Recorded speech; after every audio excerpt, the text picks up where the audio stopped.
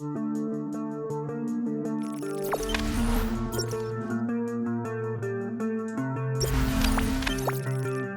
hancurkan kesombongan pelatih Park Hang-seo, rusak rekor clean sheet Vietnam.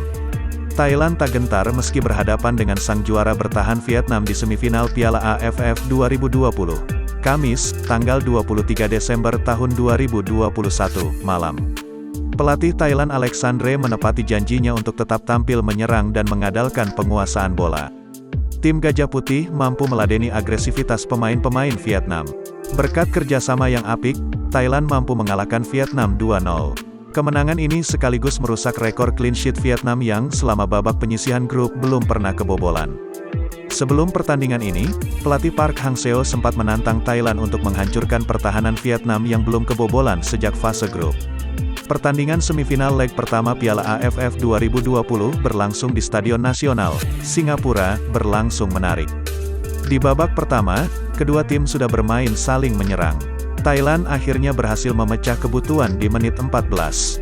Melalui serangan balik cepat, Thailand berhasil menjebol gawang Vietnam.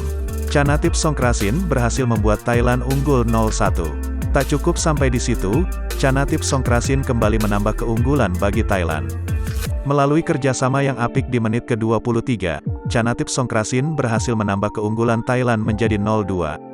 Pada babak kedua, jual beli serangan kembali terjadi. Beberapa tendangan pemain Vietnam ada yang membentur tiang gawang. Meski memiliki sejumlah peluang, nyatanya Dewi Fortuna belum berpihak kepada Vietnam. Vietnam tak berhasil memperkecil ketertinggalan. Malah, Thailand yang nyaris menambah keunggulannya. Thailand sempat mendapatkan tendangan penalti di menit-menit akhir. Hal itu terjadi setelah pemain Thailand dilanggar di dalam kotak penalti. Namun sayang tendangan Chanatip Songkrasin gagal berbuah gol. Sehingga pertandingan tetap 0-2. Jangan lupa subscribe, share, komen, dan like ya!